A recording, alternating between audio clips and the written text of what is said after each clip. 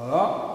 Donc, comme les deux qui 2 sont indépendants, le rapport, j'essaie de regarder, est-ce que je n'ai pas passé de quelque chose? Voilà. Nous avons 2 qui 2, la somme de 2 qui 2 est 1 qui 2, et puis le rapport, ça nous donne un fichier Snedekov. Ça concerne ce que nous avons fait la première étape. Donc, avant de traiter un exemple de comparaison de deux variances, on va exposer le principe du test de comparaison de 2 moyennes. Ben, normalement, avant de faire un exemple pour la première partie, pour la première étape, je vais parler de l'estimation de test d'égalité de 2 moyennes. C'est ce que nous sommes en train de faire. Ben, donc, quand on fait un test de comparaison pour les paramètres d'une variable aléatoire grand X calculé sur deux populations, nous avons, c'est ce que j'ai dit au départ, nous avons 2 lois normales. Il faut d'abord voir est-ce que les écarts types sont les mêmes. Si ce ne sont pas les mêmes, la question, ça y est, on a répondu à la question, mais on peut passer outre et faire la deuxième étape. Voilà. Donc, lorsqu'on fait sous l'hypothèse d'égalité des variances, nous avons considéré que nous avons la variance ici, je notais S carré, et là je l'ai noté sigma chapeau. Bon, c'est pareil, c'est pas un problème. C'est une sorte de moyenne pondérée pour les 2 variances. Voilà.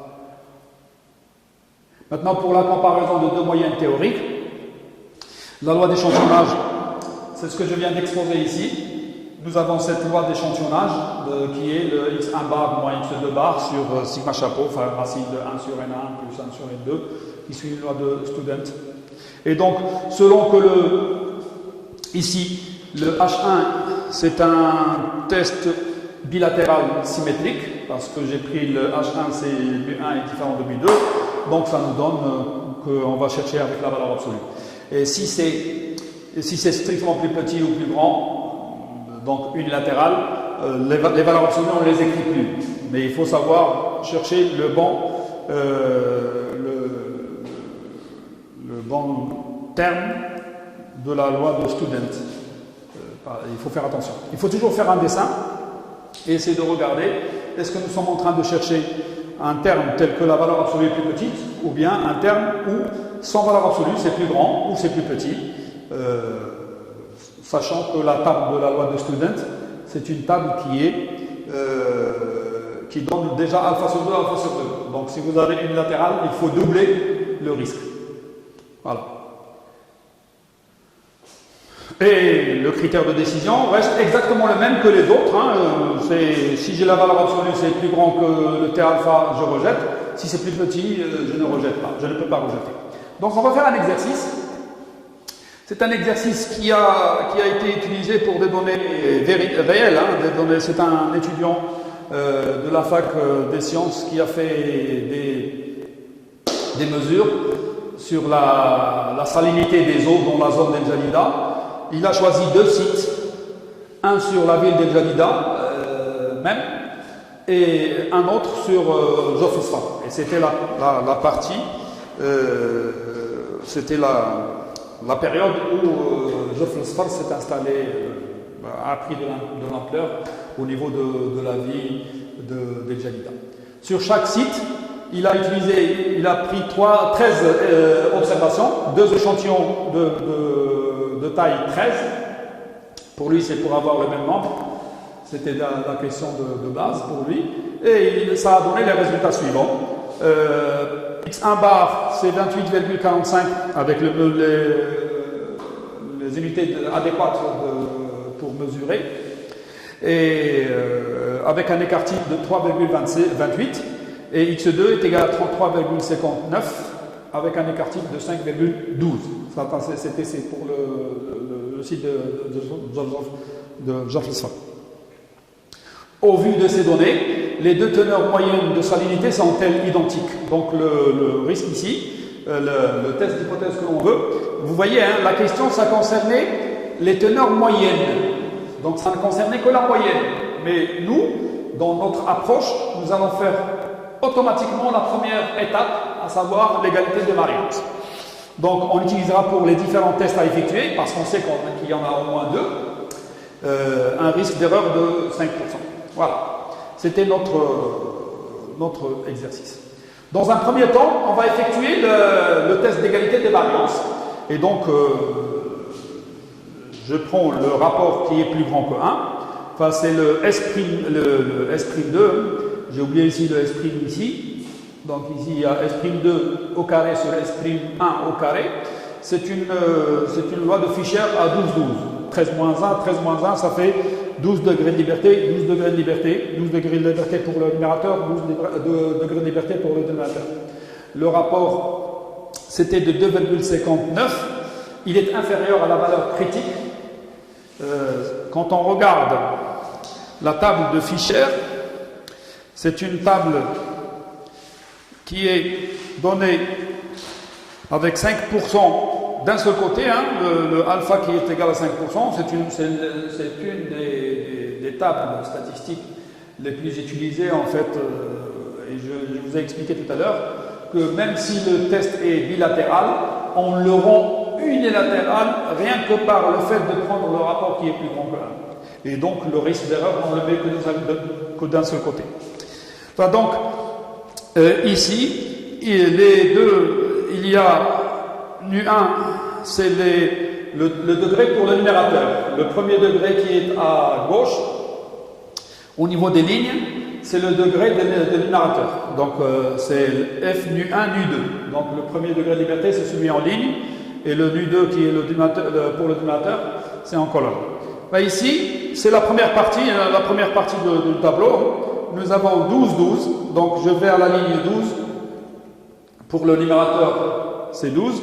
Et pour le dénominateur, c'est 12. Et je regarde, ça me fait 2,69. La valeur critique, c'est 2,69. La valeur calculée, c'est 2,59. Et donc, comme elle est plus petite, nous sommes dans la région de non-rejet. Donc, j'accepte le fait que les deux variances sont égales. Donc, on peut dire que les variances sont sensiblement les mêmes. Et la variance commune, sigma carré, va être estimée dans ce cas-là par 12 fois 5,12 au carré, plus 12 fois 3,18 au carré, sur 13 plus 13 moins 2, ça nous fait 18,1634. Ça, c'est un calcul à faire. Ce qui donne un écart type de S sigma chapeau. Hein. Donc, pour moi, ici, c'est sigma chapeau. C'est 4,26. Enfin, vous voyez, hein, c'est une pondération entre les deux. On n'a pas pris 5,12, on n'a pas pris 3,18. On a pris une moyenne entre les deux, une moyenne qui est pondérée, c'est la demi-somme des variances, parce que 12, 12, 24, ça me donne la demi-somme des variances échantillonnales. Bon, après, on passe à la deuxième étape. Donc on va essayer de faire le test d'hypothèse mu1 égale mu2 égale mu contre mu1 différent de mu2. Donc pour nous, c'est un test bilatéral symétrique. La loi d'échantillonnage a utilisé sous A0, donc je considère que mu1 est égal à mu2. Enfin, automatiquement, ça se simplifie. Et il va me rester x1 bar moins x2 bar sur sigma chapeau, racine de 1 sur n1 plus 1 sur n2. Je vais calculer la valeur absolue de cette quantité. Ça va me donner 3,08. Et je regarde la loi de Student, donc la table de Student, avec 5 degrés de liberté et 24, avec un risque de 5% et de degrés de liberté de 24. 26 moins 2, ça me fait 24. Donc ici, la ligne est 24 pour les degrés de liberté et pour 5%, ça me fait 2,0639.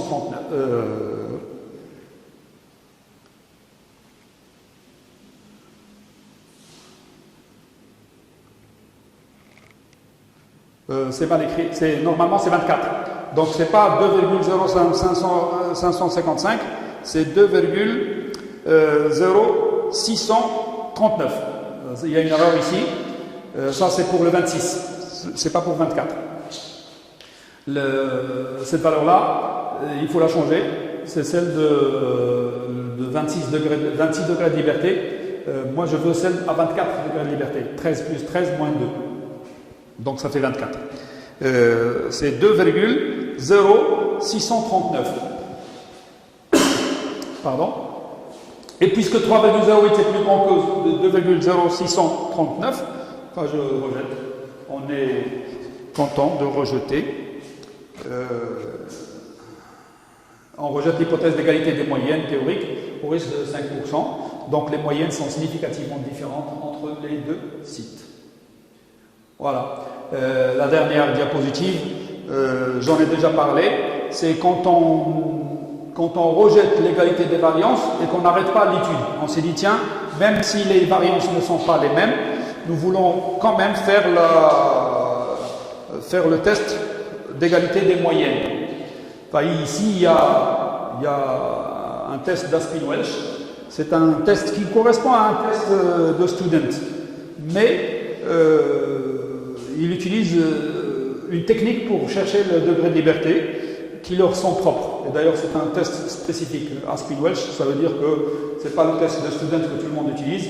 C'est un test qui est relativement modifié, mais qui répond à la question. Et d'ailleurs, pour les personnes qui auront la chance de regarder les logiciels qui font des tests d'hypothèse, il y en a plein sur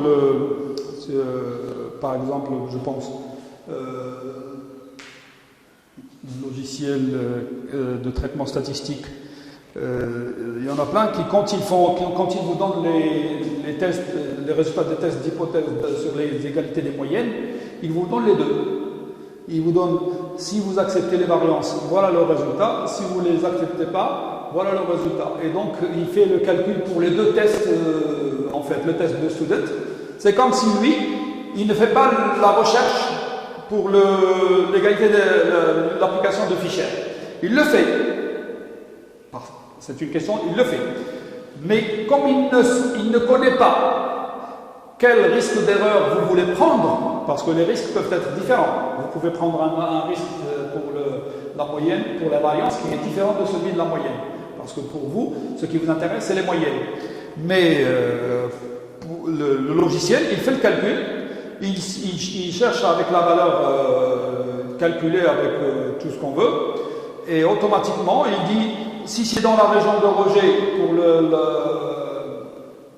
pour le test d'égalité des variances, je vais utiliser Aspin-Welch, et il le fait. Et si c'était dans la région d'acceptation, je vais utiliser le Rod Student tel que nous avons fait ici. Voilà. Enfin, merci pour votre attention. J'espère que ça va se passer d'une manière fluide. Pas trop de dégâts. حنا زادونا دابا شهر ديال الكونفينمون فما عرفنا كيفاش غادي نديرو. غادي نحاولوا ما امكن نخدموا بحال غادي نتلاقاو من بعد نديرو نكملوا قرايتنا ونشوفوا واش غادي نديرو من بعد. انا اللي كيهمني وهو من ناحيه ديال لو كور تكونوا عارفين بعدا لي شوز دون مانيير ناتوريل en espérant que les moyens informatiques qui sont mis à disposition via Microsoft Teams ou là via YouTube avec la chaîne que j'ai créée spécialement pour vous d'ailleurs une fois que ça va être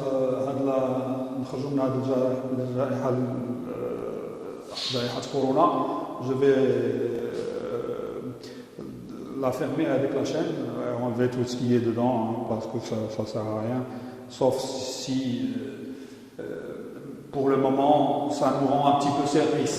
Mais je dis et je redis et وانا كنقول لكم وكنعاود لكم ما كنحش بشي حاجه اكثر سعاده غير فاش كتكونوا قدامي وكنحاول نهضر معاكم وكنحاول نشرح لكم وندوز لكم دوك لي زانفورماسيون اللي باغي ندوز لكم. فنتمنى ان هذه الطريقه اللي كنستعملوا دابا او غتسد لينا شويه البيبان لان ما عندناش كيفاش نديرو من غير اننا نبقاو في الدور ونحاولوا نديرو الخدمه اللي خصنا نديروها. ف غادي نحاول ما امكن عاوتاني نشوف لان كنحاول ما امكن ندوز دي زيكزارسيس ونصوبهم ونصيفطهم لكم. Mais là, ça demande énormément de temps, surtout au niveau pour charger les fichiers. حيت كاين هذوك اللي دازوا بعدا في اليوتيوب كاينين شي وحدين اللي درت عليهم 12 ساعه وانا حاضر كيفاش في وقت كل ساعه كنشوف الا خسرت نعاودو ولا دار نشوف شحال وصل 1% 1% الوغ كو عطا الله ما يدار من غير هادشي اللي ديال التقابيل ديال البورسونتاج دو d'enregistrement d'un fichier. فنتمنى لكم الله يرحمنا والله يحفظنا من هذا الوباء.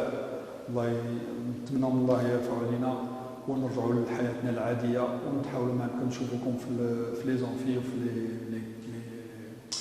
لي كلاس باش نخدموا عادي.